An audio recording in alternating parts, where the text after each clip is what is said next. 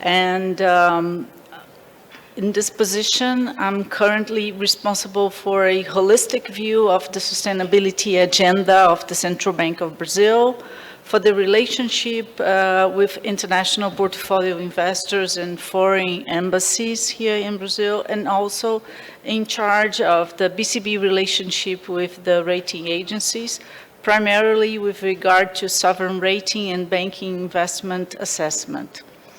So I would like to welcome the panelists and also the audience for the session on sustainability. And I have to say that it was an immense honor to moderate this panel. It was quite interesting to go through all the papers that were submitted for this session, and quite difficult to select these three that we'll present and discuss today. As we gather here today to discuss the pressing challenges and opportunities posed by climate change, with particular focus on the economic impacts. And as we go deep into these critical issues, we cannot overlook the recent devastating floods in Rio Grande do Sul, the southern state in Brazil. So our thoughts and empathy are with the people of Rio Grande do Sul as they navigate this aftermath of this unprecedented natural disaster. So the suffering of the population and their resilience in the face of such adversities underscore the importance of our work here today in tackling climate change, including the topics that we will discuss in this panel. So without further ado, I would like to start and to introduce the panelists that we have today. Here we have Altana Davidova. She is a PhD student at Lomonosov Moscow State University, the Faculty of Economics, master degree at the New Economic School, has worked at the Russian Foreign Trade Academy, and recently started to work as an expert at the Higher School of Economics, Laboratory for Economics of Climate Change. She has research interest in climate change, international trade, and economic development. On the far right, I have Silly Zhou.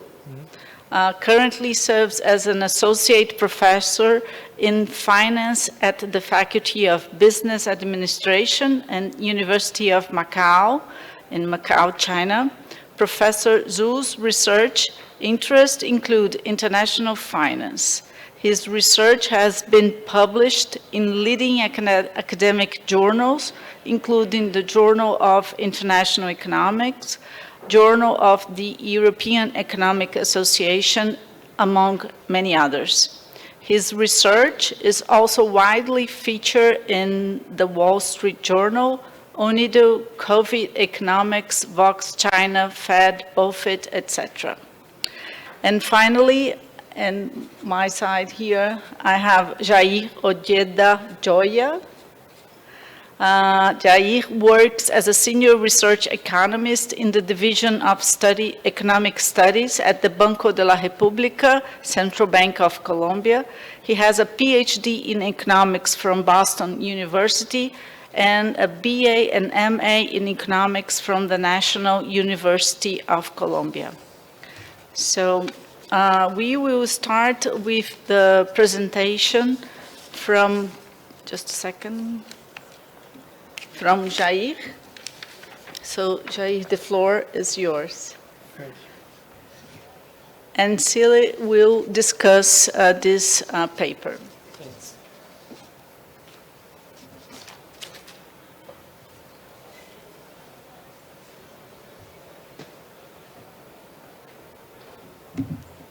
Good afternoon. Thanks a lot for selecting my paper and for the invitation to this nice conference. First time in the Central Bank of Brazil. It's very nice to be here and get to know the bank and the colleagues. Also, this is a joint work with Remy Stelen from the Universidad Javeriana in Colombia. My name is Jair Ojeda from Central Bank of Colombia, and the usual disclaimer applies. On the results and opinions from this paper do not necessarily correspond to the Central Bank of Colombia. So this is the table of contents of my presentation, first an introduction, a literature review, then how to measure the comparative advantages, then the description of our data, and finally econometric methods, results, and concluded comment. Okay, the introduction is basically we want to first measure comparative advantages using the original idea by Balassa in 1965, that it is possible to measure it using the actual international trade data, and that's the reason for it is called Revealed Comparative Advantage, or RCA. From 1965 to the present time, there has been several improvements to the original idea. So we are going to use a very recent index with many improvements.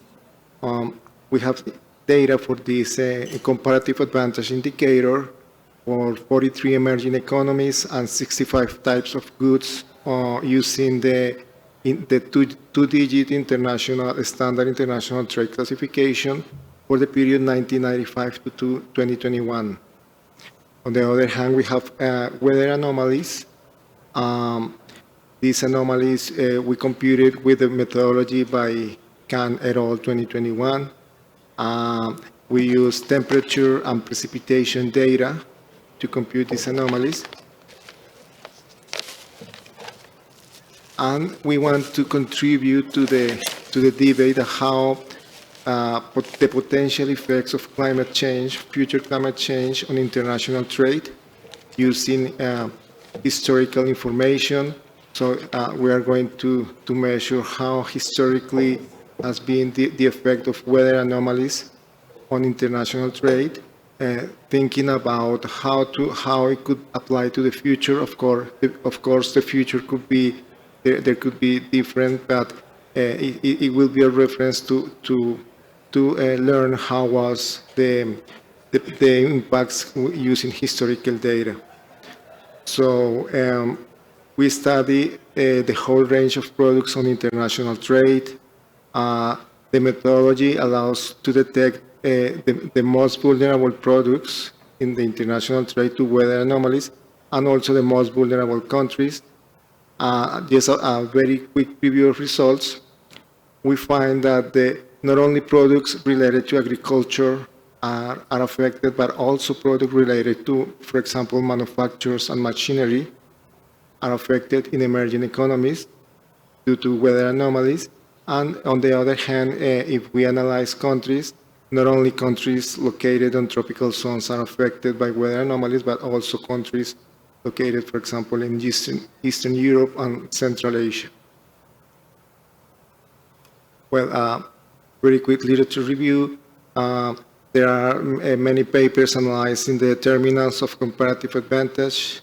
There are this paper that you can see on the screen with using very traditional determinants, also institutional determinants, and most recently, environmental related factors for comparative advantage. In particular, our work is very related to Zimmerman et al. And to Dahlman 2019 by studying the effects of weather anomalies on international trade, and we have some contribution to that literature. On the other hand, there are studies with more microdata as Costinot and Kandau, which specializes in agricultural trade. So we have 3 contributions.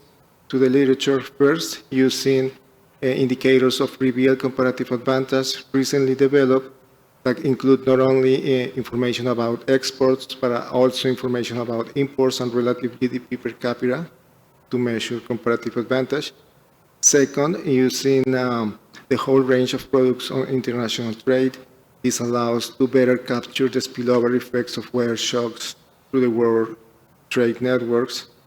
And third, we focus on data from emerging economies, since these economies are usually more vulnerable to climate change due to their financial restrictions to make adaptation investments, as opposed to developed economies, and where that because they have usually more financial access in the international market. Now, how to measure comparative advantage? We start with the index developed by Balassa in 1965. In this index is the equation 1. We can see in the numerator, this is defined for country I, for the set of country J, for the set of products K, in our case, it's all products in the international trade, and the collection big T of time periods.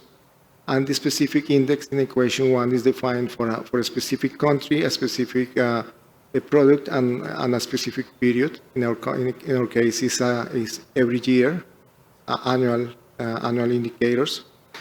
And the index measure in the numerator, we can see how the proportion, the exports of country I of product K, how it compares to the sum of all other exports of the same country. And in the denominator of the same equation, it measures the same thing, the same concept, the proportion of exports of a product with respect to the other products, but for the whole trade group, for the whole group of countries. So if the index is bigger than 1, it means that the country exports relatively more than the country group of the same product. It means that the country has comparative advantage because it proportionally exports more of the same product, right? And this is the idea. It's a very simple index. The neutral value is 1. In that case, there are no disadvantage or advantages. And if it's bigger than 1, there are comparative advantages. However, the literature, in particular that paper cited there, but many other papers have shown that it is important to include as well the data for imports, because imports, there are exports, there can be also imports of the same type of product. So to measure net comparative advantage, it is important to include as well imports. So it is possible to compute in equation 2, the same index, the same indicator for imports. It's the same structure, but using import data. So the idea is to do a transformation of these indexes previously defined. The transformation allows because these indexes in equations 1 and 2, they are unbound they can go until infinite, positive infinite. So the idea is to make a transformation of those indexes to get those to stay in a bounded range between, specifically between -1 and 1. And the transformation is computing this ratio that you can see in the screen, the index -1 divided by the index +1. And the same thing for the other index in equation 2. And finally, the measure that we are going to use, that is developed in that paper, is in equation 3. And this is the difference between the comparative advantage index, the transformation for exports, and the transformation for imports. And it is bounded in the interval -2 and 2, and 0 is the neutral value. So we will see examples of that We also have an adjusted index in equation 4. In this adjustment, basically the idea is that if the country has a GDP per capita higher than the average of the same country, the same group of countries, it means that according to the Heck-Scholling theory of international trade, it means that there are more factor endowments, initial factor endowments for that country. So this adjustment, what it does is to decrease the index of comparative advantage for those countries that are with a GDP per capita higher than the average, and the other way around. It increases the comparative advantage if the country has lower GDP per capita than the average. Okay, so we use both indicators, equation 3 and 4, to measure comparative advantages, and these indicators have several theoretical and empirical characteristics that are shown in some papers. Okay. Description of the data. So we have this, we compute this information for the 65 types of products in the 2-digit international trade classification for our sample of data from 1995 to 2021. We use also GDP and population. This is information for the United Nations, information about international trade. And for the information about GDP and population, we use the International Financial Statistics by the IMF. Very quickly, some figures of the comparative advantage indexes. We have here in this table the indexes for selected countries. We have a total of 43 economies. This is a selection of 5 countries, including Brazil, Chile, Colombia, Mexico, and Peru. From 1995 to 2021 for vegetable and fruits. We can see that in all cases the indicator is positive, meaning that all these countries have a comparative advantages on the exports of these types of products. But the country with the highest comparative advantages in this case is I can see color. The color is Peru, but it could change along the time. It could change. And it is possible to compare across countries this indicator because this is one of the properties of the indicator. It is possible to compare across countries and through time. The same indicator for metal manufacturers, you can see that it is negative for all the same economies. It is negative, meaning that they will have comparative disadvantages for these types of exports, especially in the case of the country. The country below, I think, is Peru. But all countries have comparative disadvantages. In the case of furniture, this is other example just to illustrate. We can see that it is possible to differentiate countries with comparative advantages and comparative disadvantages. In this case, there are comparative advantages for Mexico and comparative disadvantages for Chile and other countries, I think. On the other hand, we have weather anomalies. A weather anomaly is defined as the difference between the annual average, for example, temperature, and the long-run average, which is the average of the previous 20 years of data. In the case of precipitation, is the precipitation of a given year minus the long-run average of the precipitation. These anomalies are measured persistent events to which countries have not yet adapted because there are differences with respect to a norm, an adaptation norm, and they follow the methodology by Canada 2021. We don't use information of natural disasters such as heat waves or hurricanes. They are included in the data. For example, the recent floods here in Brazil, they will be included in future data, but we use the total precipitation of a given year. So if in a given year there is more precipitation than normal, it will be there. The anomaly will be there, but not as a natural disaster. We have here a picture for the same set of countries just to illustrate the temperature anomalies. There is some positive synchronization in the case of temperature anomalies. We can see that in 1998 and 2015 there were some positive temperature anomalies, and they were correlated across these economies. Whereas in the case of precipitation anomalies, there is no any synchronization, they are not correlated. What we see in this data is there are volatility differences. For example, here we can see that in Colombia, precipitations are much more volatile than other countries, for example, Mexico and Brazil. Econometric methodology. We use dynamic panel data using the system GMN model developed by Arellano Bober, Blundelbaum. We compute robust errors, standard errors, using the Windmeyer correction. We test also for uncorrelated errors. And this is the specification in equation 5.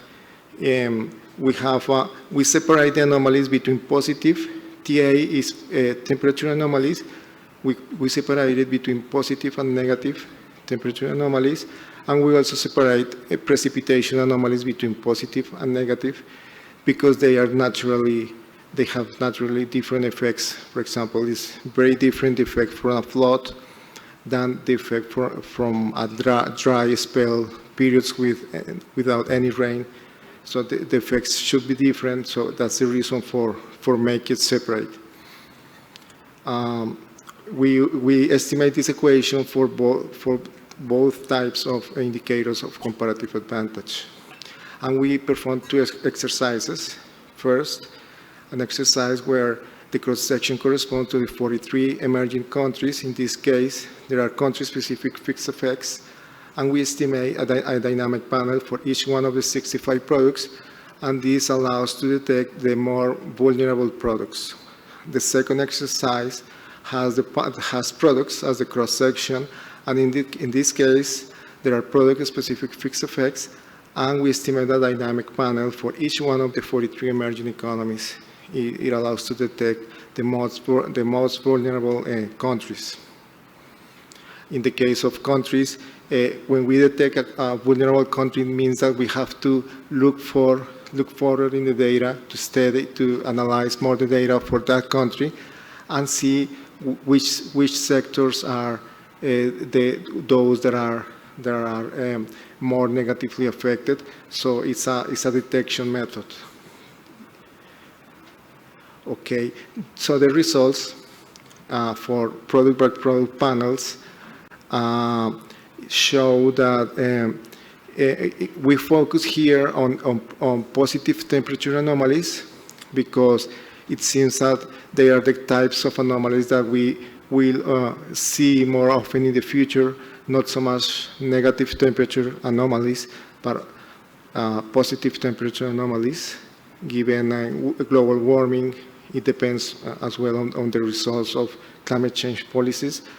But the methodology looks for the detection of the most vulnerable products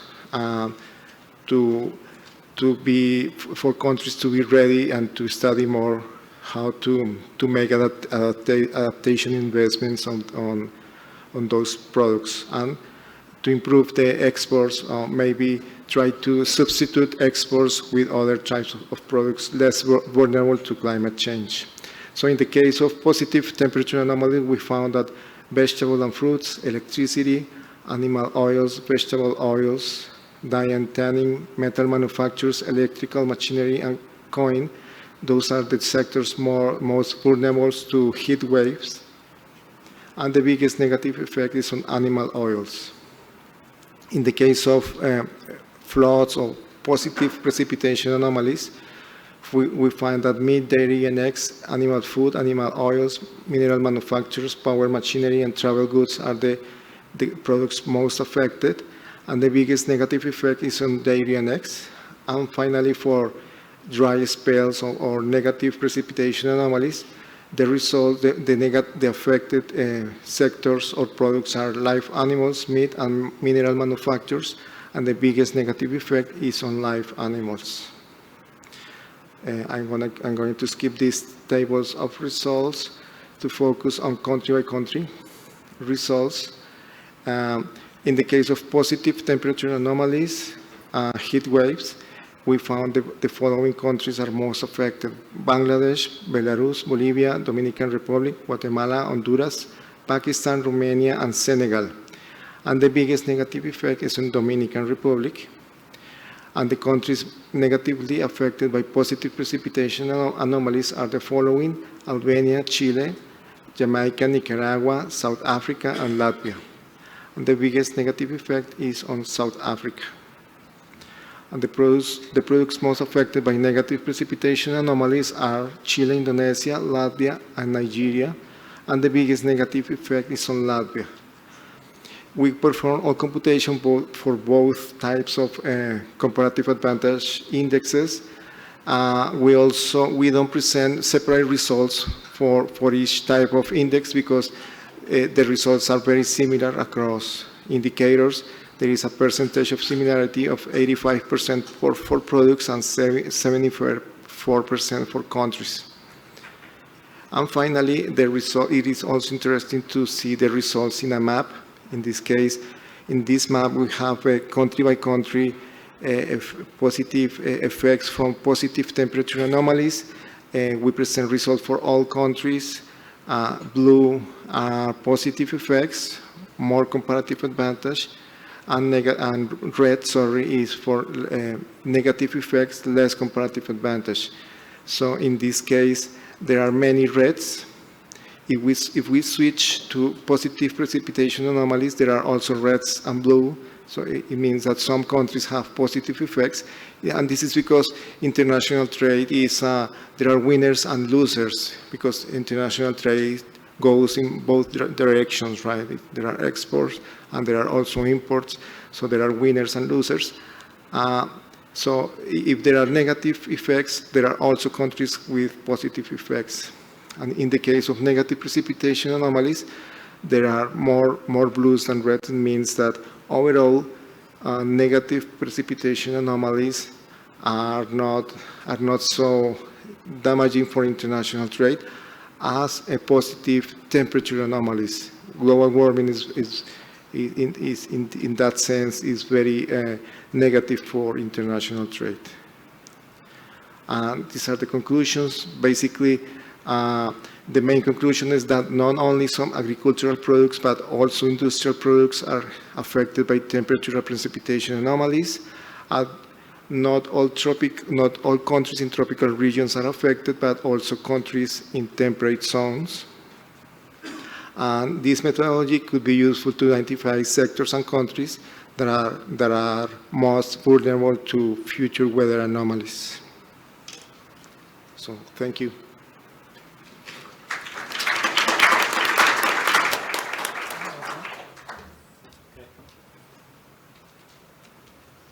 Thanks, Jay.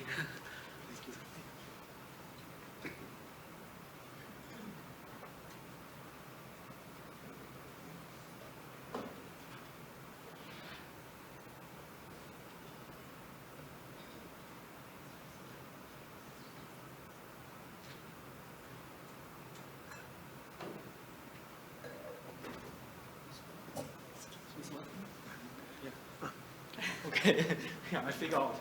Okay.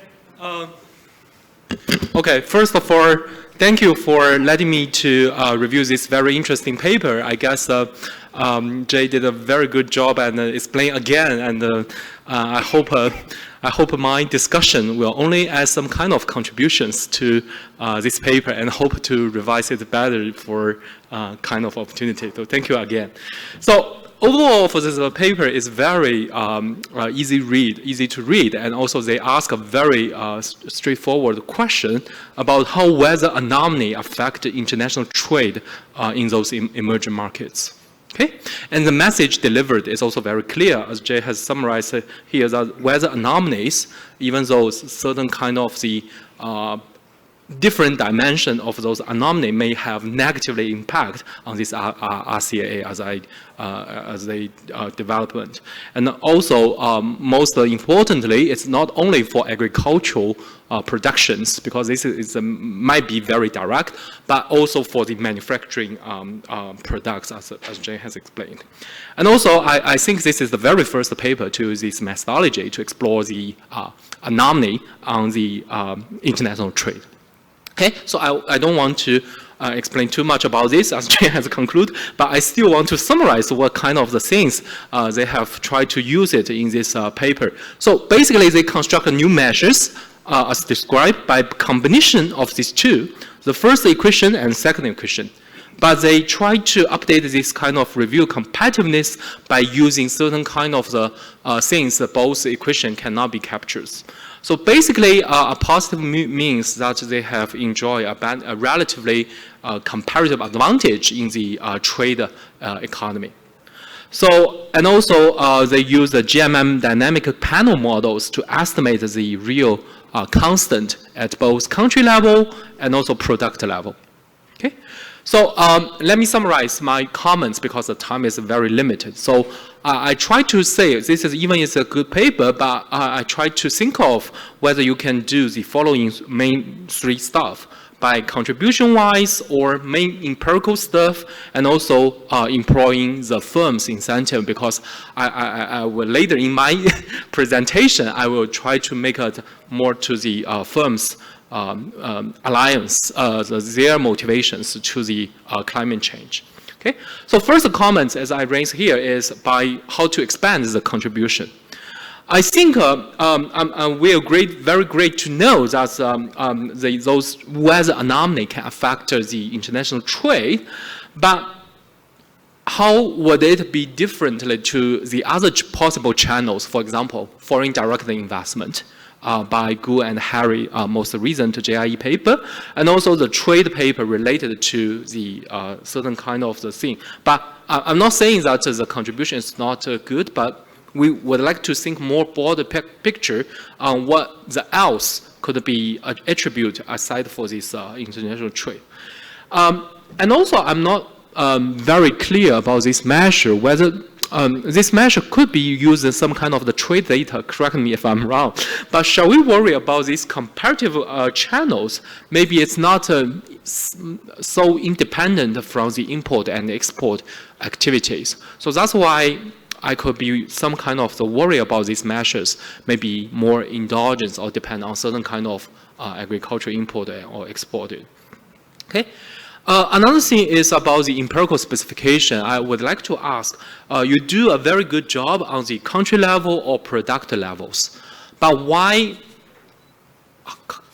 these two kind of things cannot be connected? So for example, you do a country product year level. Of course, it's need more kind of granular data set for the approach, but I think you can follow the Rajan and Zingler's papers or maybe other kind of approach to study more kind of heterogeneity response at a country specific sectors. For example, Brazil agricultural, Brazil manufacturing, for example. So I'm not sure whether this can be feasible for a robust check for your empirical study.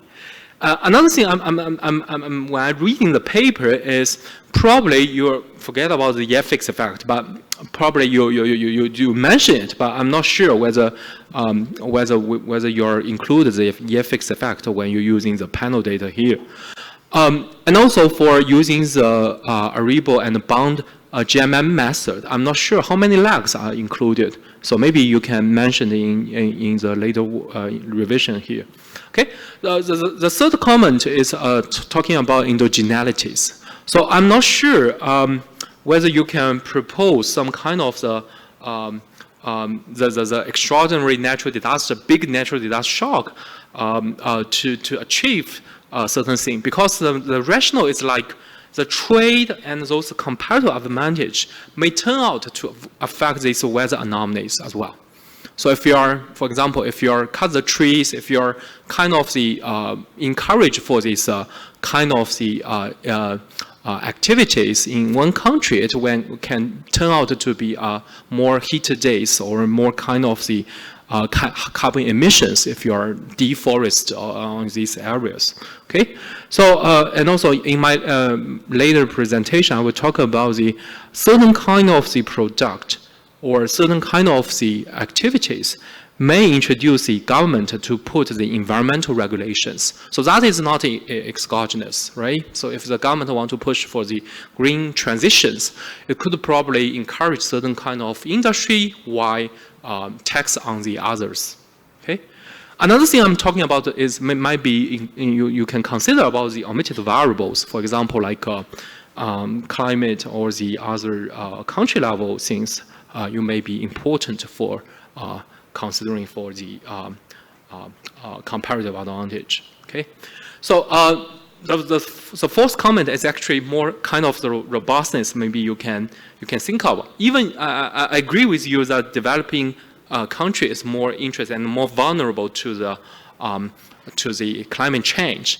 But I actually would like to know more about whether there could be some kind of the transitions from those developed countries to developing country. So for example, in Bonner, this recent paper, they're telling us, even if this is not for climate change, but they document a recent trend for investment opportunity translated from north to south.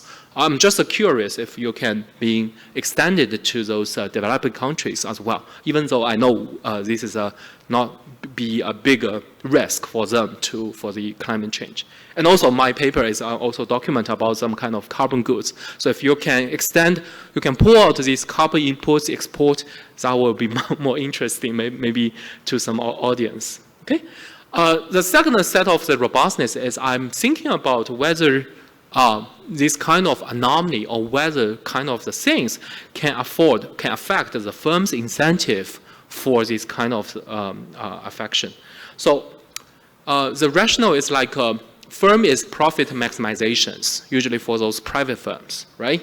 So how would a firm choose to produce those things or hedge those things if they are taking count into risk of the from the climate perspective? So I think we need the policies to correctly align those firm incentives to combat for these anomalies or to make the comparative advantage to be better in line with the firm's motivations. Okay, so to conclude, it's a very nice paper. I enjoy the reading, and even the some kind of the result can be more stronger here. And also, I look forward to firm level impact because I think you can do it, and more kind of the policy implications can be discussed for this paper. Thank you very much. That's what I thought about. Thank you.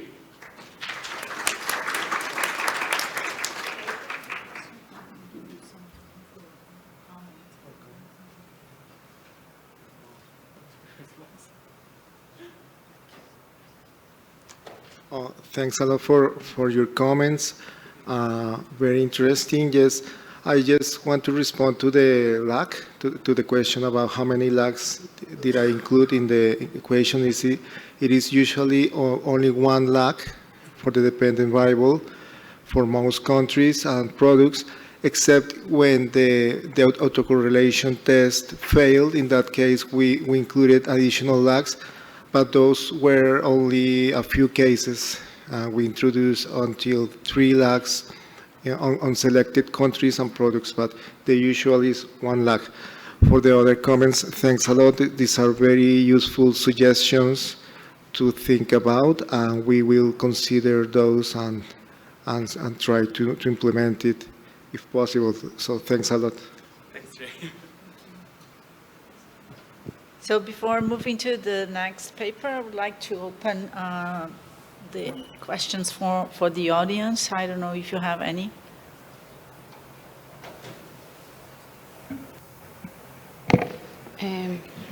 Good afternoon. I would ask a question whether about the measure of the weather anomalies.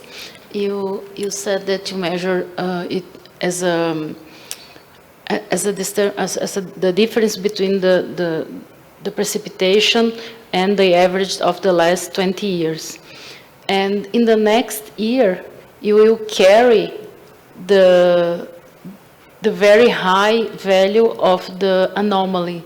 So you would have a problem in the following years. You would the measure of the anomaly would significantly be distorted. Wouldn't it be better to measure it as, for example, an outlier like Tucson or something like that? Because I was worried that the measure of the anomaly would change right after this event of significant change of the average. Thank you. Can I respond from here? Yes. It is open? Oh, yes, it is. Thanks a lot for the question. It is true, you are right that if there is a really big anomaly, it will also change the 20-year average. So for that reason, there is an exercise that we are going to do. It's to use a longer window for computing the normal, using, for example, 30 or 40 years. In those cases, it will be more robust to very big anomalies. It will not change so much the average or the normal. And the idea for that computation is that this is a rolling window. This is the previous 20 or 30 years of data. So if there is, for example, global warming, it means that the country is adapting, is taking, the temperatures are going up, but the average is also going up, and the country is getting adapted to the higher temperatures, but gradually. If there is a very hot year, the country is not able to adapt to those heat waves, for example, or to those higher precipitation. For that reason, we consider that an anomaly. And that's the reason why we consider this difference, because we allow countries to adapt to the new normals after climate change.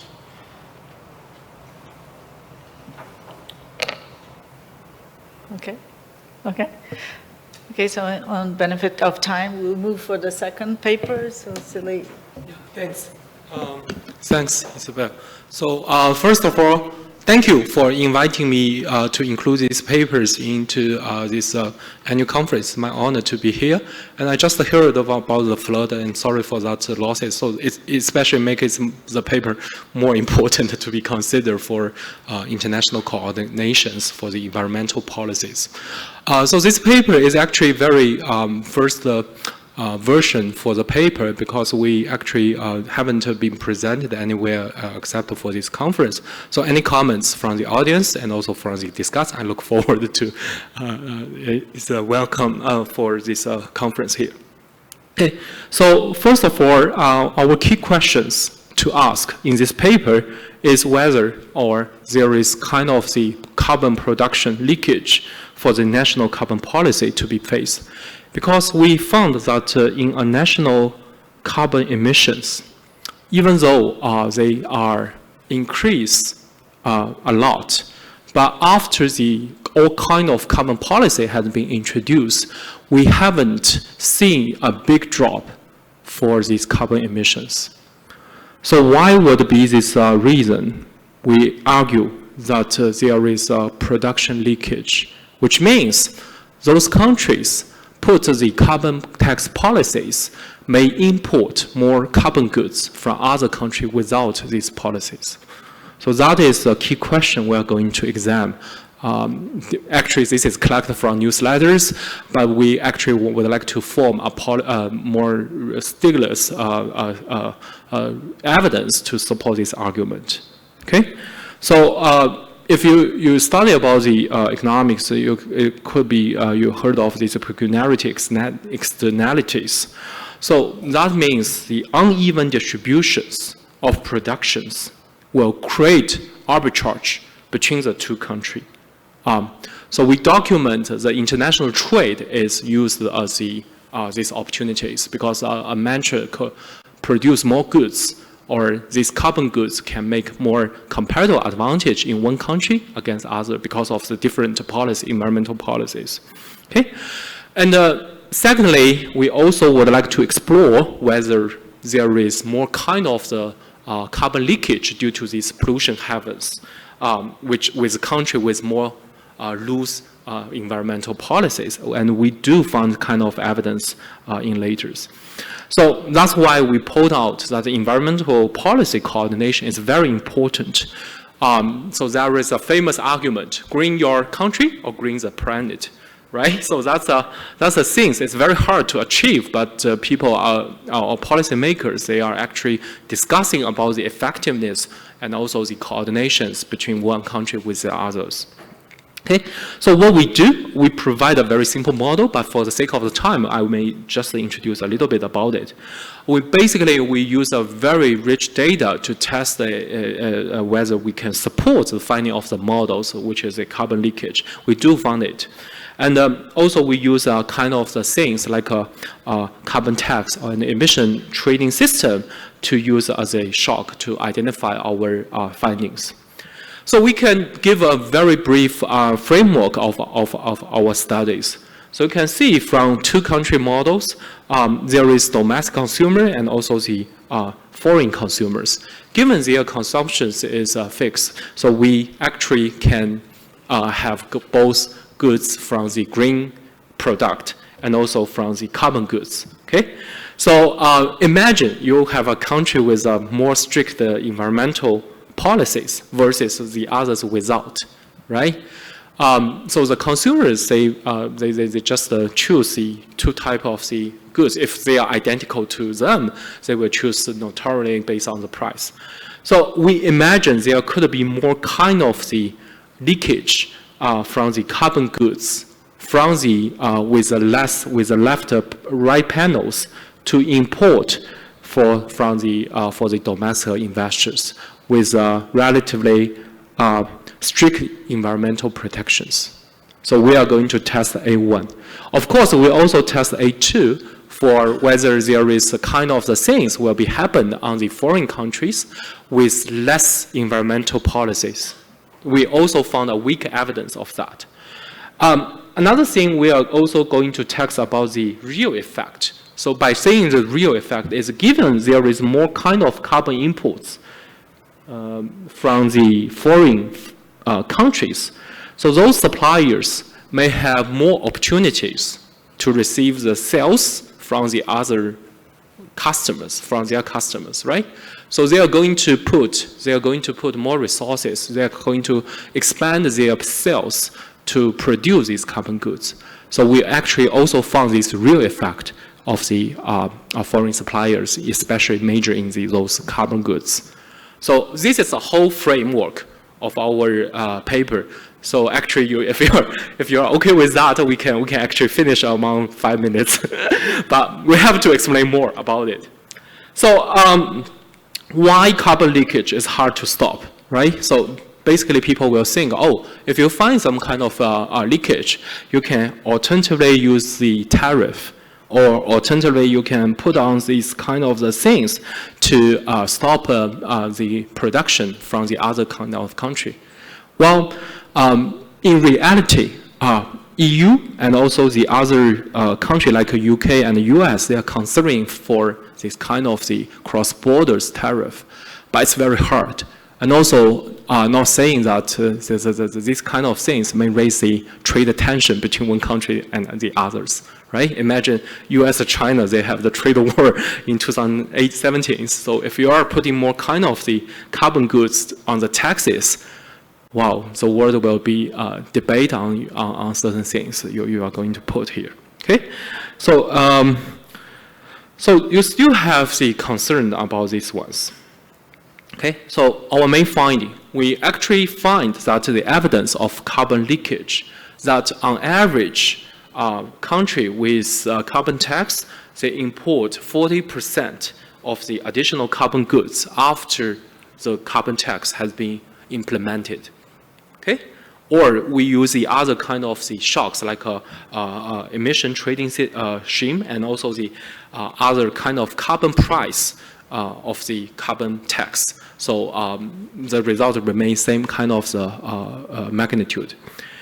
And also we found this import is not from random country. It is mostly from those so-called pollution heaven countries. So high emission countries will increasing more about 30%. Okay, so that's another evidence to dig into carbon leakage is more from the high emission country with lax environmental policies. And thirdly, we also find that a real effect from the global supply chain data set that domestic firms will increase their global suppliers by phasing the carbon tax. And especially, they will increase about 90%, almost 20% of the suppliers by after this carbon tax has been phased. And also, this kind of effect is more driven by those fossil network, fossil suppliers. So, which means they want to import more kind of the goods, the carbon goods from those fossil suppliers after the carbon tax has been implemented. And because this fossil supplier has received more kind of opportunities, we also find that at supply levels, they will expand their investment. The sales growth is also being raised about 1%, and with more labors and more leverage. So that is also another kind of real effect after the carbon tax has been placed in one country, but spill over to the others. Okay, so for the sake of the time, I skip for the literature, but we do contribute to several kind of literature, especially on the carbon leakage and also the other kind of decisions here. Okay, so first hypothesis, I think I don't need to give too much about this, but we have a very simple models to rationalize that the introduction of one country with carbon tax will be associated with a decline of production in that country, which means this is effective, but it could be more kind of the imports, more kind of the carbon leakage from the others. Okay? And number two is we actually hypothesize about the pollution heaven hypothesis. This kind of leakage will be more imports from the weak environmental standards with country with weak environmental standards. And three is about the real impact. The B arrow has been showing that given there is more kind of opportunity from carbon imports, those foreign suppliers who produce these carbon inputs will have more opportunities to creating these kind of products, and also they will ship it from the global supply chain channels. Okay, our data, actually some data is shared with, Jay has talked about before. So we download the bilateral trade data. It's a very open data set from WITS from 1995 to 2021 with almost 260 countries.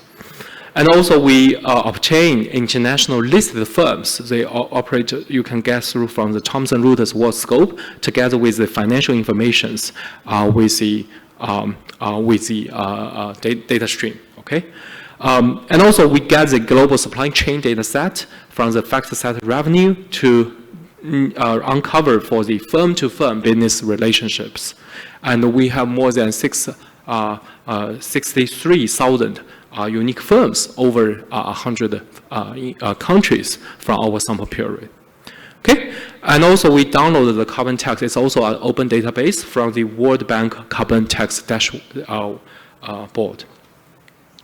And the country level is more standard with the WDI informations. Okay, so just to give you a carbon policy shocks or carbon policy change for our identifications.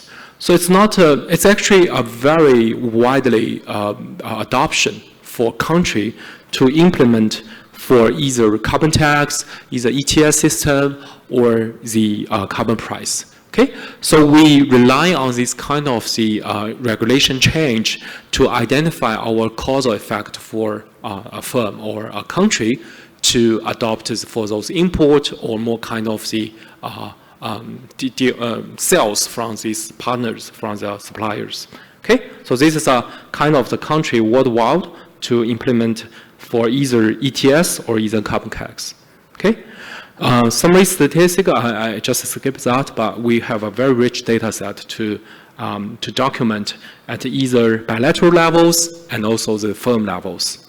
Okay, So our specification, our empirical specification is to put the carbon inputs from country I to country country J at year T for a dependent variable to be tested.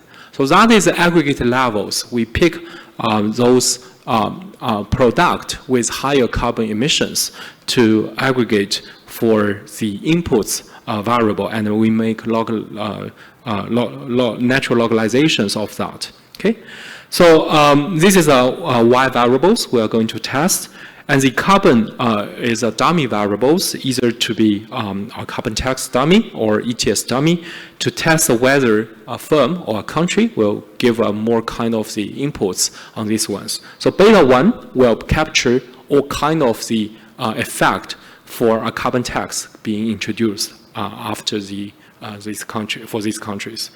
And also we include a bunch of the control variables from either the importer country levels and also the exporter country levels. Okay, and we include country and country pair and the year dummies to avoid unobserved treatment effect. So the result, as I highlighted in red, is actually the things we are going to support our argument that after this introduction of ETS or carbon tax or higher carbon price, they will document with more kind of the inputs from the other, from the rest of the world. Okay? But also very interestingly, in column 2 and column 4, 6, we actually document that carbon tax, they actually export less for a home country, right? You have carbon tax, so your carbon price will become more expensive. It's rational. It's actually more reasonable for a country to reduce its carbon export to the other countries, right? So we actually also found these ones as well. Of course, we also use other robustness check, but for the sake of the time, I will leave it. So for our second hypothesis, we are going to test whether this import is going from those countries with more high emissions, from this partner country with more high emissions. We actually use these two kind of the dummies given for whether your pollutions will be higher than the average of the global median, or will you become emerging market, because a lot of emerging market, they are be criticized that they do not have very strict environmental protections. So we actually found both results are support our argument. As you can see, that given the exported to be high pollution countries, 30%, almost 30% of this import are from them. Okay, and also if you're from the emerging market, this emerging market, I check it, the Brazil, China, and also the South Africa and the other major emerging market belong to this kind of category. So that kind of the things actually will be more severe for this kind of country.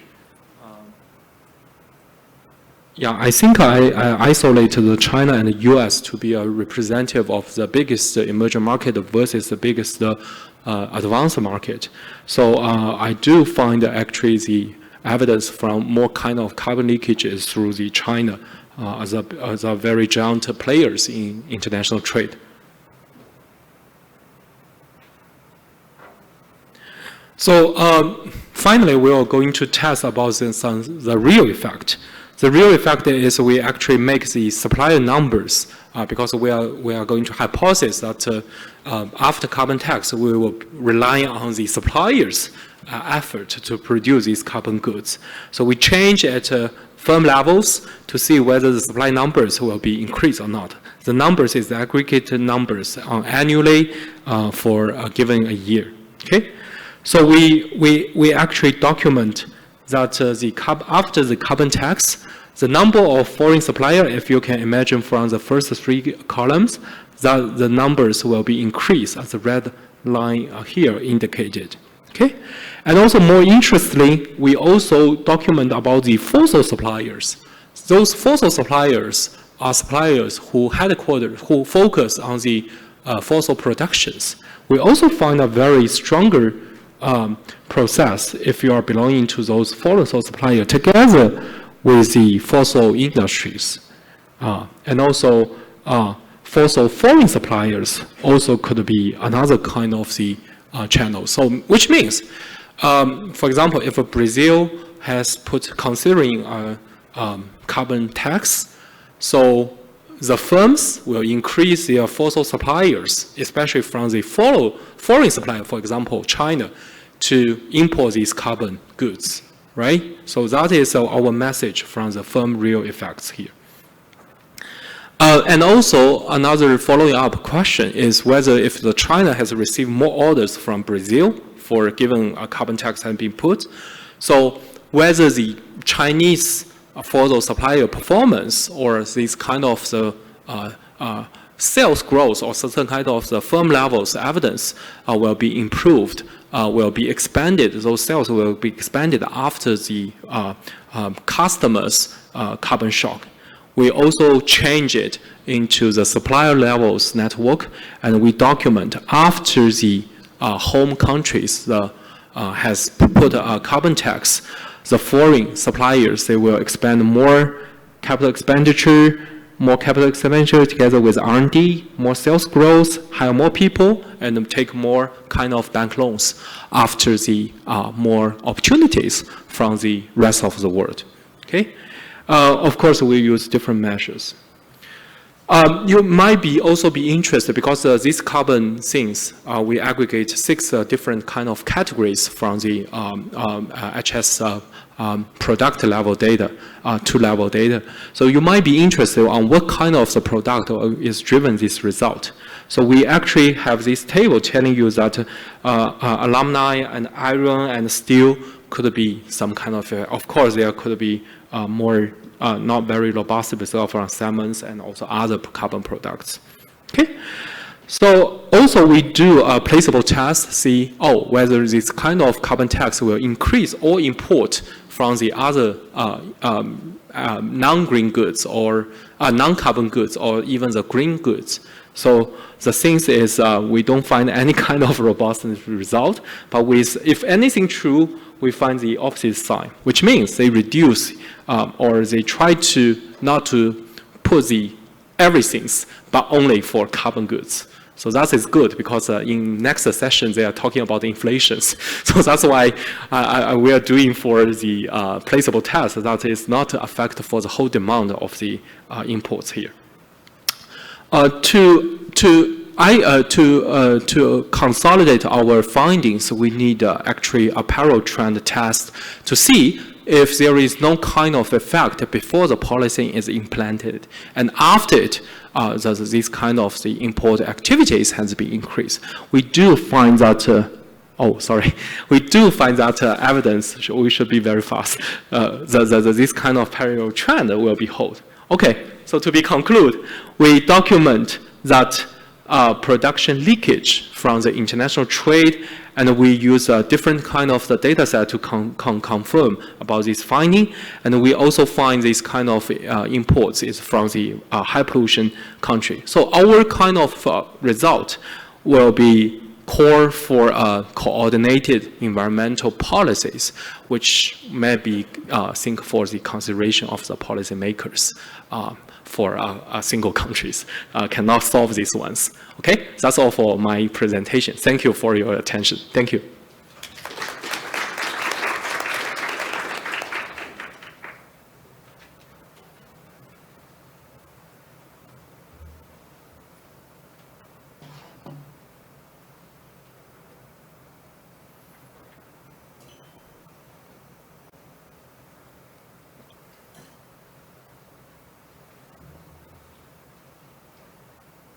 Dear colleagues, good afternoon. I would like to make some comments to the paper written by Celia and co-authors.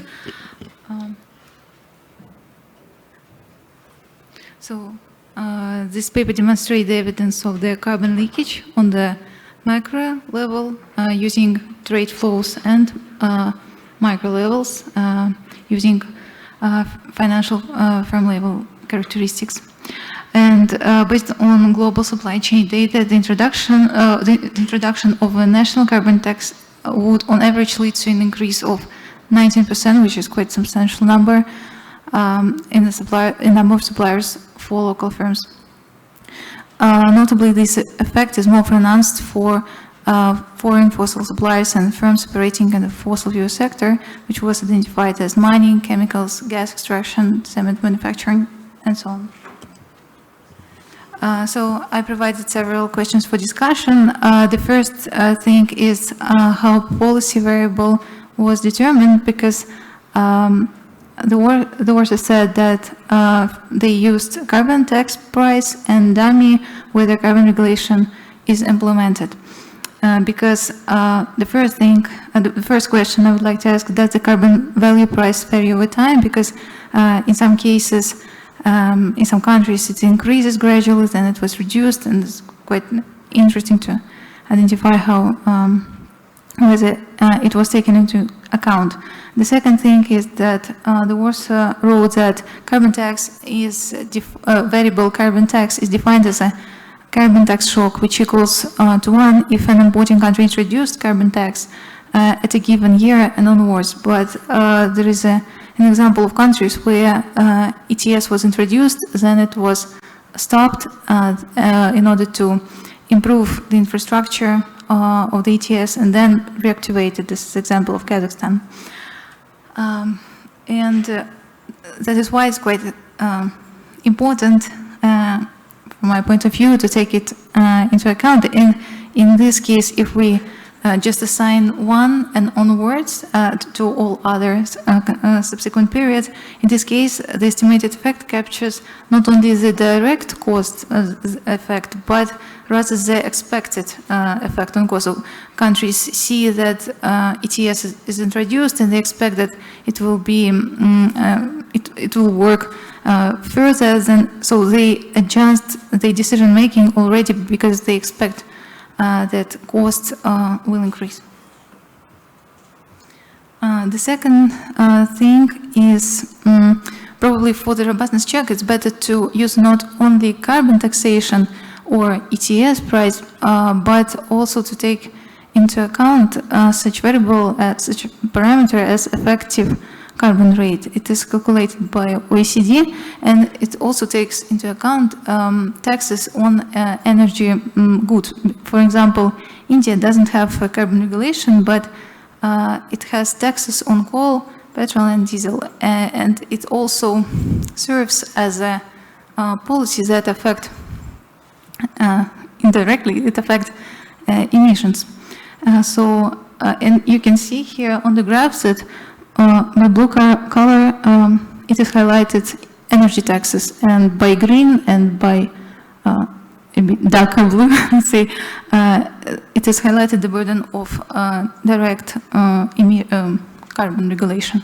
So it seems like the component of energy taxes might be substantial. And it also might affect the decision making, how to choose the foreign supplier, because or making decision about reallocating your production process into different jurisdictions. And also might improve the definition of pollution haven.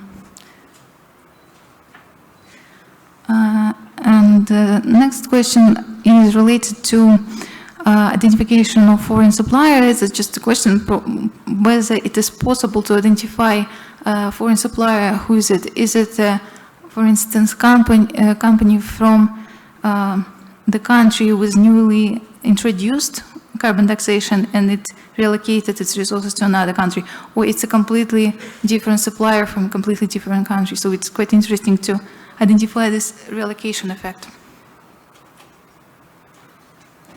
And the last question, probably it's not observed right now, but my expectation that it can be more pronounced in the future. For instance, if you look what the mechanism that the author studied, it was related to the decision making related to upstream producer, for instance, aluminium, cement, or other sectors that experience this carbon taxation, whether they decide to relocate the production process to another country or not. But assume this upstream producer make a decision, or probably we even introduce inward border adjustment mechanism, and this upstream producer decides to stay or not, or to stay or reallocate resources. But the next step is decision making about downstream producer in the country where we introduce carbon taxation. Probably he makes his decision not only because of upstream producer, but because customers can be abroad, can be in the countries where carbon regulation is looser. So probably he can decide to switch his production process because his customers are located in the countries where carbon regulation is not introduced.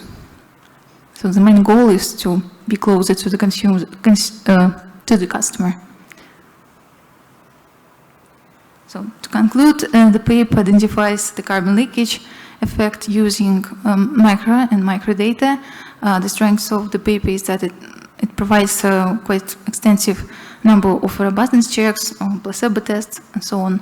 Overall, I think that the study contains fruitful ideas that can be developed into consequent studies. Thank you. I can respond here, right? Thank you very much, Jenna, for giving me. Actually, I revised it very intensively for giving months, and she sent me the discussion slides a week ago. So very helpful for us to consider, especially for your last point about whether the reallocation of the foreign suppliers will be, our customer will be more interested. Thank you very much. Okay, thank you. I would like to open for questions from the audience. Is there any question? So if it's not, maybe we can move to... There is one. Excuse me? Oh, okay. Do we still I have didn't time? see you. Sorry. Go ahead. My question is similar to the one posed. I would ask, wouldn't there be another reason for reallocating not only customers, but imposing a tax, a carbon tax, could mean that this country has, for some reason, become more bureaucratic? And there may be other reasons, not only because of the carbon tax, you know, and that worries me because you couldn't separate these two reasons. For example, some people talk, I'm not judging here, some people say that France has become a country with many different rules and it's more difficult to make business there. Brazil is also the case. But supposing that France imposes this tax, many firms are deciding to leave the country for various reasons, and this is just one of the reasons. And this is the question I would like to pose. How would we separate these causes? Yeah, you two raise a very good question. So it's very difficult to actually pin down the tax with carbon or without. So yeah, so people don't like tax. It's not to be judged, but yeah, I have to say, we try to do it for a placeable test for green imports, but yeah, we haven't think of other kind of the things to rule out the alternative hypothesis yet. So yeah. No, I would suggest you to add a measure of easing of doing business in the country. Okay. As another variable to control for this. Sure. Sure, we can definitely do that. Actually, we have the country fixed effect and the bilateral ones. But yeah, of course, we can do the dynamic change of maybe how people viewing about tax and how from the World Bank or some kind of the measure of easing doing business or kind of environmental protection for those small firms or these kind of things. I know that they have kind of the data set for that one. Thank you. Thank you for your question. Still have time. Yeah, thank you so much for great presentation.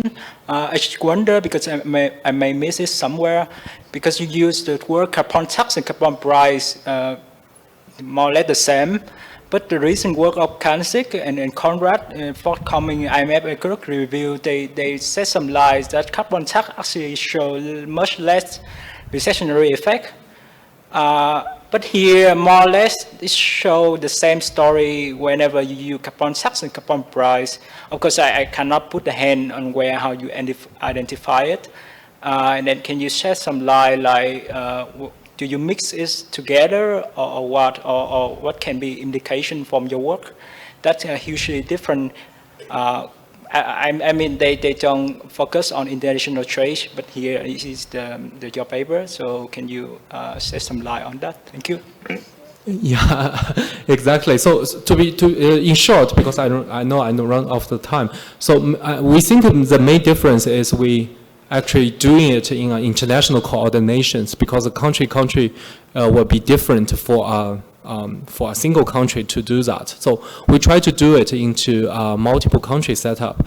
The second thing is we provide the real effect. I think their paper do not touch too much about the heterogeneity response for these firms. So we try to make these two difference here. Okay. Yeah, but I mean, based on their work, it's like carbon tax. They're two different compared to carbon price. That first is transmission into consumer demand and how they use the revenue of that tax or recycling.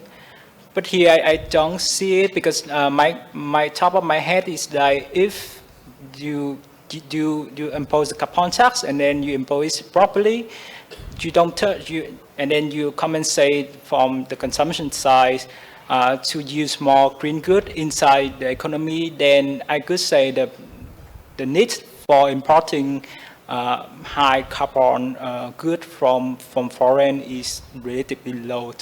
So, but I'm not sure how you identify between carbon tax and carbon price, because you use the two of the word interchangeably, I guess.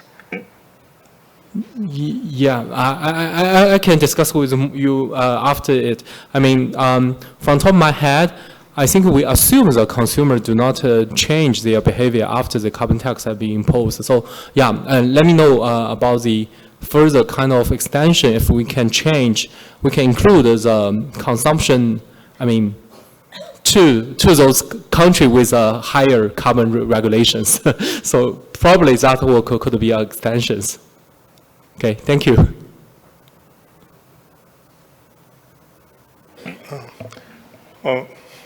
Hello. Very good work. Congratulations.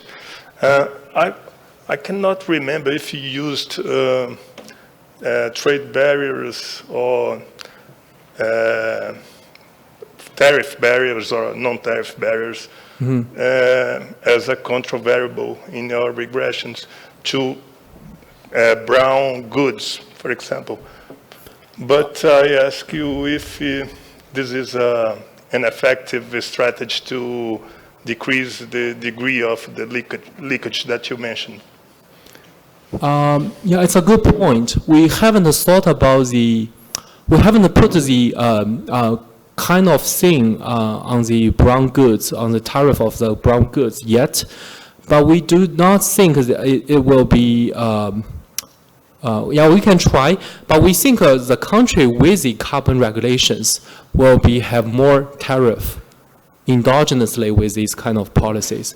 That's why we actually want to see the evidence is after the implementation of the carbon policy on the domestic countries. So the tariff won't be changing, I mean, dramatically before and after.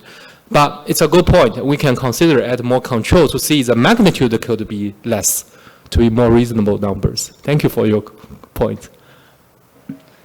Okay, so thank you very much for the question. So let's move forward. I'll turn to you for your presentation.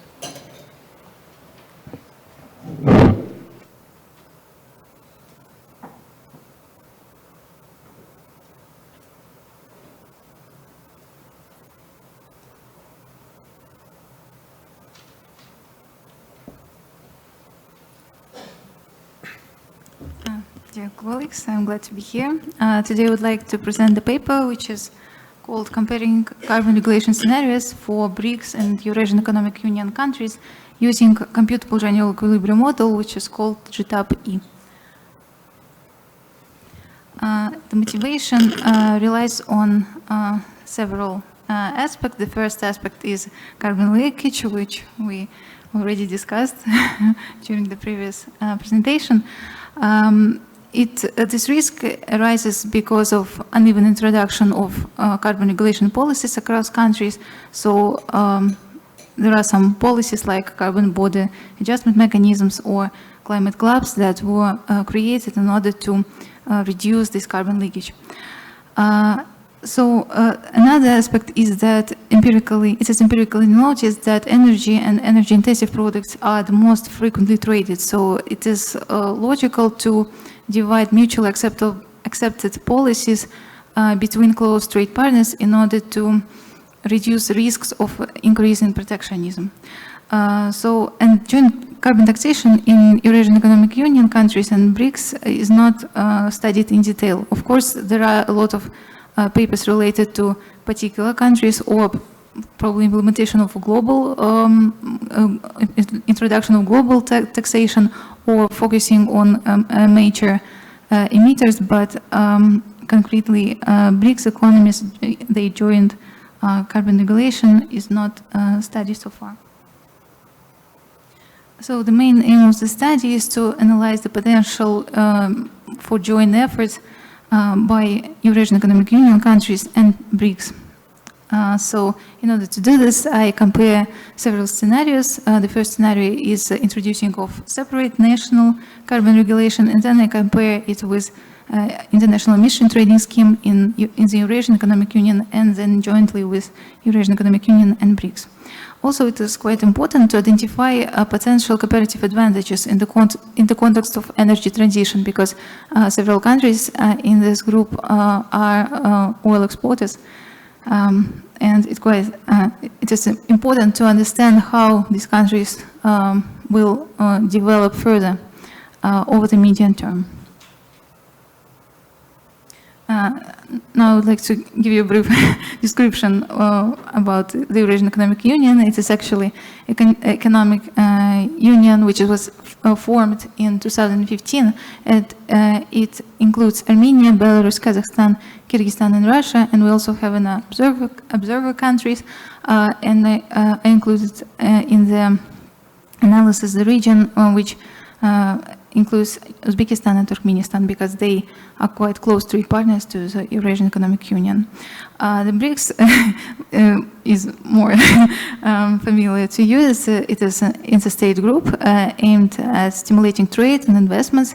It includes Brazil, China, India, Russia, and South Africa. Also, we have this year we have new members, and in general, it is recently evolving quite fast. We have already 23 official applications and about 40 applications in the form of willingness to interact. And by the way, Belarus and Kazakhstan also officially applied last year for participation. So concerning current carbon policies, we see that some of the countries already have national emission trading scheme or carbon taxation or energy taxes.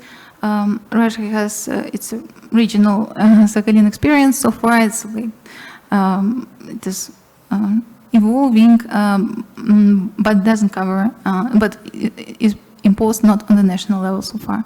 So we see that they have different level of taxation, and also it actually has a bit different scopes, but still, we already have some prerequisites to reduce prerequisites in the form of expertise, in the form of infrastructure, in order to develop further carbon regulation.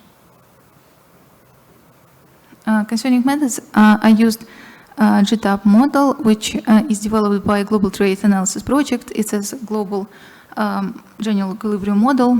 I used static version of this model, which calculates effect before and after policy regulation. This model is multi-sectoral and multi-country, which helps to identify inter-sectoral linkages. It has no classical assumptions, so it mainly focuses on real economy effects. I also assume that the labor and capital are mobile across sectors in order to capture the medium-term effect. I used the data that was published in 2014. It includes national input-output tables and various macroeconomic data. And what is more important, it has data on carbon emissions that was generated from utilization of energy products. I mainly focus on carbon emissions from the production sectors. Here you can see the structure of production. It has a form of nested CES function, and it can be presented in the form of the tree. And in each node, sector can decide how to distribute expenses across different components of production. The most crucial component is substitutability in energy and capital, and substitution between different types of energy products, because on average, coal is considered as more carbon intensive. There are exceptions, but still, on average, it's true, than, for instance, gas. And on each stage, there are some parameters of substitution that affect decision-making of the sectors. So by imposing carbon taxation, we affect this decision-making via price incentives. I formulated targets in the form of a percentage decline between two trajectories, business as usual or current policy trajectory relative to NTC targets by 2030. And I also multiplied by the half because I tried to concentrate it on the medium-term effect. Here you can see targets. I also provided example of sources. They are quite various, and in general, countries formulated quite differently the policies. They measure quite differently. So, in this case, it is normal because different countries has different structure of economy. They have different climate characteristics, but on the other hand, sometimes it might be quite difficult to reconcile all parameters and assumptions, but yeah, I try to use it as much coherent as possible. By saying about global energy transition, I assumed also that other countries apart from BRICS and Eurasian Economic Union countries also introduced carbon taxation, so that to capture the effect of decline in demand for traditional energy resources. It turns out that in the Eurasian Economic Union, it would be decline about 8% in total, and in BRICS and Eurasian Economic Union about 9%. When I apply carbon regulation, I assume that it imposed in energy-intensive sectors.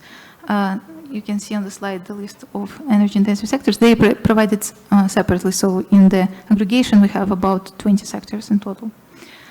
And scenarios makes up three scenarios. The first scenario is that carbon regulation in each region is imposed separately. The second scenario is international emission trading scheme among Eurasian Economic Union countries, and the third is among Eurasian Economic Union countries and BRICS. So here you can see the results of the comparison in terms of change in real GDP and carbon price. On the first column, you see a decline effect on real GDP during carbon regulation. Then I compared it was results from emission trading scheme, and it turns out that in Uzbekistan, Turkmenistan, there is a higher decline than under national carbon taxation because they become sellers of emission allowances. What does it mean? How the mechanism actually works? It works as follows. For instance, countries with relatively lower abatement costs, when they joined emission trading scheme, other countries with relatively high abatement costs, they start to increase demand for the quotas from other countries. That is why equilibrium price, new equilibrium price, will be higher than initial abatement cost of the sellers of emission allowances. When they face this higher price, they started to decrease the emissions even more and started to sell released emissions quotas to other countries. And there are two effects. The first effect is negative because they need to reduce the output, but the positive effect is that they obtain revenue from selling emission allowances. And it's not always the negative effect is lower than the positive effect, so it depends on the parameters, on the structure of economy. So we see that Uzbekistan and Turkmenistan have to reduce GDP even more. And the same in the third scenario, and other countries, which is actually buyers of emission allowances, they face lower taxation under new carbon regulation, and they need to reduce the GDP as much as they would have reduced during national carbon regulation. And the third scenario shows that sellers of emission allowances are China and South Africa. They also have relatively low abatement cost because in the model, in the data, we observe that they have relatively high emission intensities due to higher share of coal in the energy balance based on data of 2014. So it seems like it's not quite beneficial in terms of real GDP to be the seller under emission trading scheme. So I discussed a bit later how it potentially can be mitigated. And the second point is that I try to identify top 3 sectors in each country that increase the most, and collected it and find the identified sectors in absolute terms. And then I identified sectors where common interests are concentrated, and interestingly, they are concentrated in non-ferrous metals, chemical industry, transportation services, ferrous metals, etc. And these sectors are actually energy intensive, and it's quite counterintuitive why these energy intensive products start to increase the output after the carbon regulation. So there are 2 explanations that I identified. The first explanation is that when carbon regulation introduced all over the world, the output in the energy intensive products will increase only in the countries where comparatively lower emission intensities. I can provide an example of Russia in non-ferrous metals. Some of the firms in non-ferrous metals, they locate the production process near hydropower stations, and it helps them to reduce emission intensity. So the emission intensity are quite competitive on the global level. This is the first mechanism, level of competitiveness in terms of emission intensity of the production. And the second thing is that these countries reduce the output at the expense of energy sector. So they reduce output in energy sector, and these released factors of production, labor and capital, transferred to the energy intensive products. I said that sellers of emission allowances reduce GDP under emission trading scheme more than under separate national regulation, and it might be considered as not, they can consider it as not a very beneficial policy. So we need somehow to deal with it, because sustainability in the wider meaning, it means that we need to take into account the interest of all groups so that our policy will be sustainable in the long term. Because if we neglect interest of some parties, it will lead to the lose-lose game over the medium term. Over long term, sorry. So we need to think about how to mitigate this decline in real GDP. Concerning recent trends in the renewable sector, we observe that there are quite substantial increase in foreign direct investments in renewables, especially in China, in Russia, for instance. Uzbekistan, South Africa, southern regions of Russia receive foreign direct investments in solar and wind energy from China. Sorry, BRICS Development Bank finances small-scale energy projects so far. Russia will also try to contribute to the energy transition in the form of providing projects in nuclear energy in China, India, Brazil, Armenia, Kyrgyzstan, and other countries. Also, there are examples of interaction in hydro energy sector between Russia and China. And these initiatives are quite recent, so they are not included in the model, but my perception is that it might reduce decline in real GDP that was predicted by the model. I also tried another extension of the GTAP-E model, which is called GTAP Power, which include actually sectors of renewables, but the aspect of foreign direct investments is not included here. The result was quite similar in the sense of identifying sellers of emission allowances, but equilibrium prices, carbon prices, were considerably lower. My perception is that it is because in the model we now include, it is included renewable sector energy, and countries have no alternative to switch to other types of electricity. That is why it might be cheaper for them to reduce emissions. For instance, I need to recall that equilibrium price was about 22 and 11, and in the new model we have about 12 and 9. So this effect is quite substantial.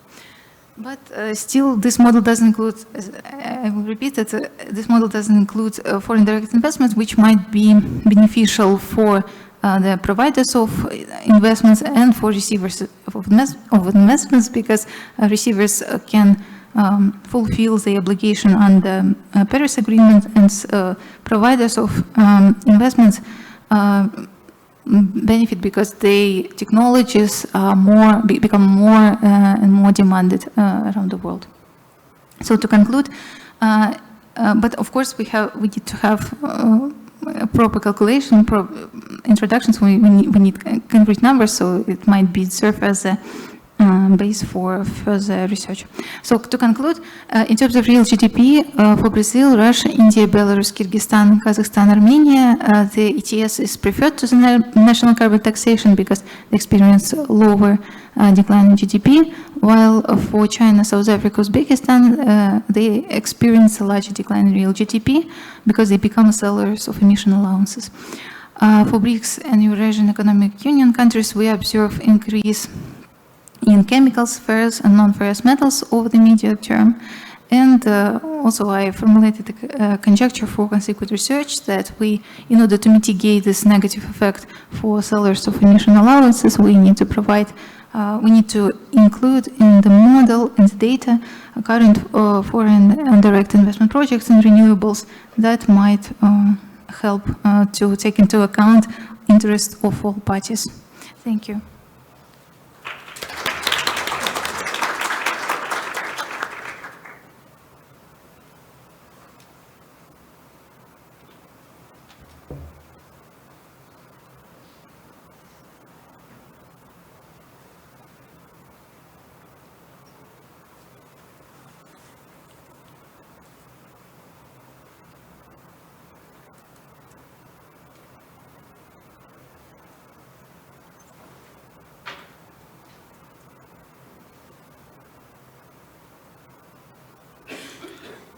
Thanks a lot for inviting me to discuss this interesting paper.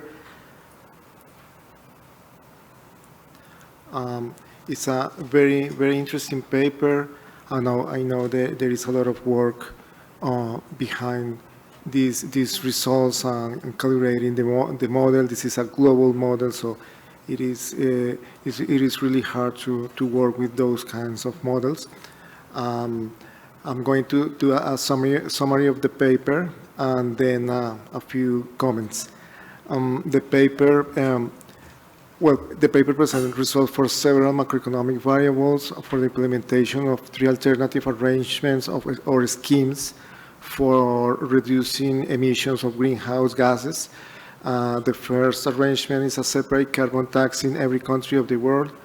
The second arrangement is, in addition to the carbon tax, an emission trading system among countries of the EA-EU.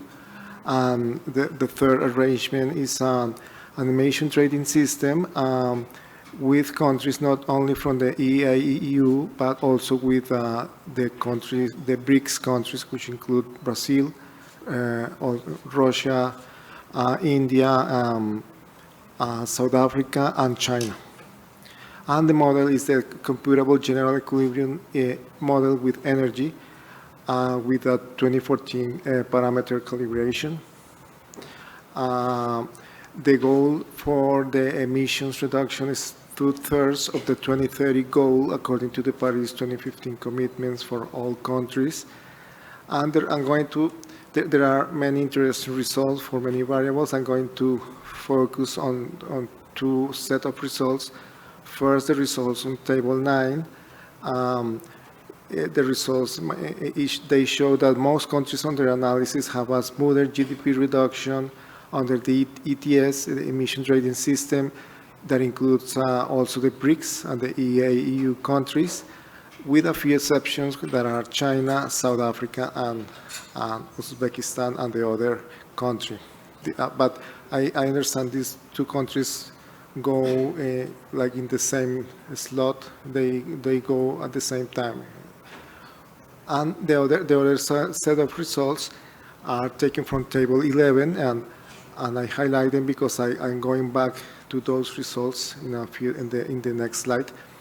And it is about the GDP reductions on specific sectors that produce fossil fuel. Specifically, the numbers. I think the numbers in the version that I received of the paper, I copied this number from that version, but in the presentation, the numbers are a little bit different. But the reduction is around 20% in China, India, and South Africa for coal, and 45% in the case of Kazakhstan for gas. Overall, the paper is good. It addresses a very important topic. It has interesting results. There are some policy implications. The comments are directed to maybe to do some additional checks that can improve, that can be useful to compare, to further complement the initial results, to understand better the initial results and compare to do. Maybe it doesn't have to be with this model, maybe it could be other project. But I think the model or the project could include the cost of fixed installation costs of renewable energy plants. I know that the current version of the model doesn't have a renewable sector, but even with the renewable sector, I don't know if it is possible to include these kinds of installation costs. It is very, very expensive to the installation costs for a renewable energy plant, for example, wind, solar energy, hydrogen, biofuel. And it also takes time, and there is also many countries need also to learn how to operate these kinds of facilities, and it usually requires a lot of access, financial access from the government or from external financing. The second comment is that the model could also include, there are other costs, transition costs, that are the capital and labor adjustment cost. In the model, there is a capital and labor is substitutable between sectors, and there are no additional costs. But for example, Hoxham and Erol in 2019, they do a microeconomic analysis for the case of the coal sector in South Africa, and they find that the transition costs are very significant. For example, there are many stranded assets in the coal sector. There are many machinery plants that cannot be used in any other energy production, and also labor. Workers have to be retrained for other sectors, and there is also the cost of migration.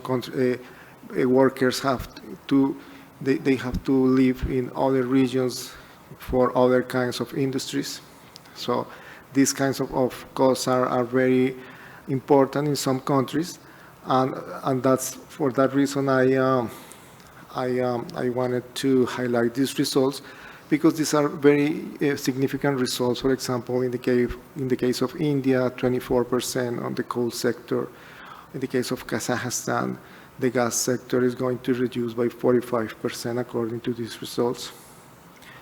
Well, the third comment is that the model could focus on longer-term scenarios. I think that 2040 or 2050 could be more relevant targets for policy implications, and also to compare with similar studies. They have usually these 2040 or 2050 targets. According to the Network for the Greening of the Financial System and GFS, they also have models that maybe you want to check out. But what they do is they have a bunch of scenarios or different scenarios, like 6 or 7 different scenarios.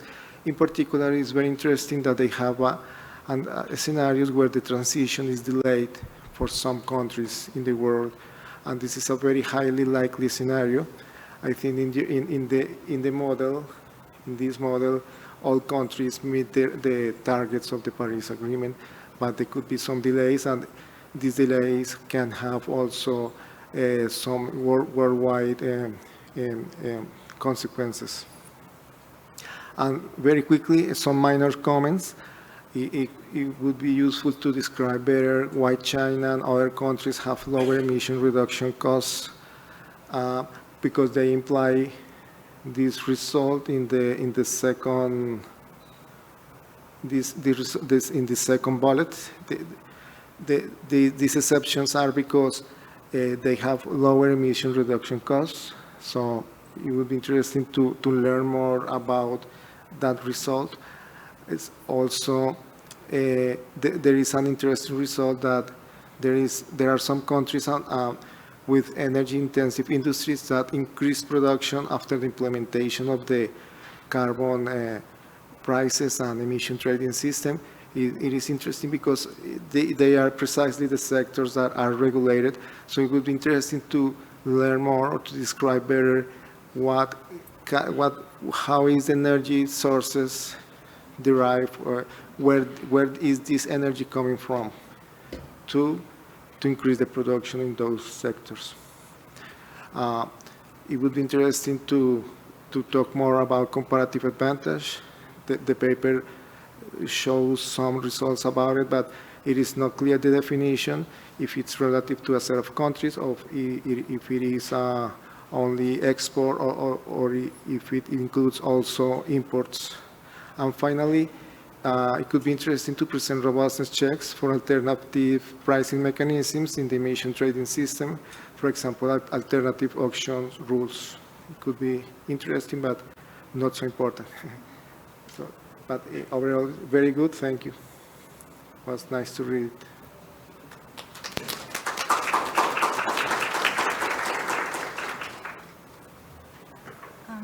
Thank you very much for your comments. I agree with them related to the development of the model.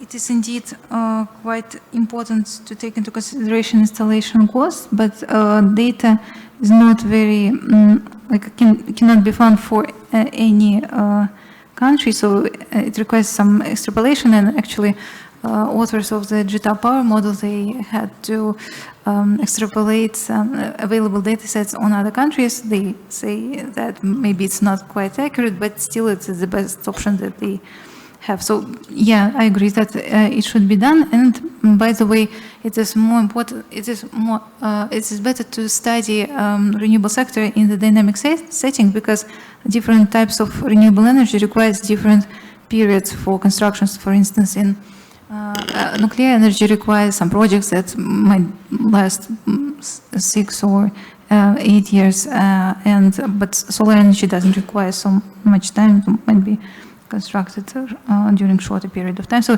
yes, I agree that it should be taken into consideration. Concerning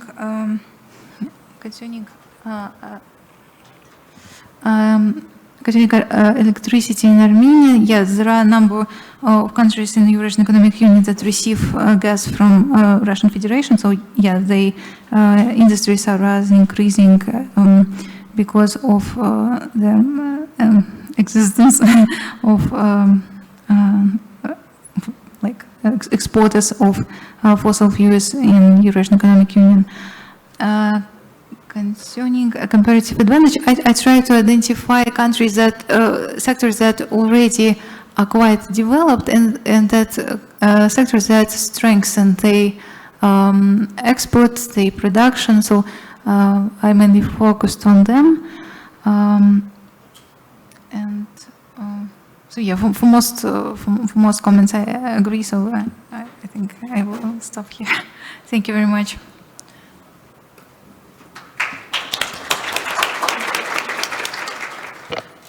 Okay, so we still have a few more minutes, so I would like to open up for questions from the audience.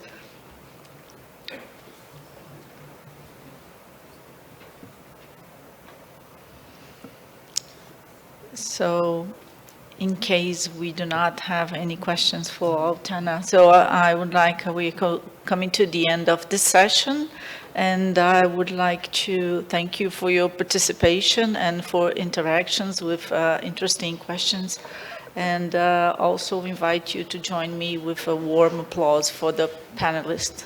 Thank you very much. Thank you.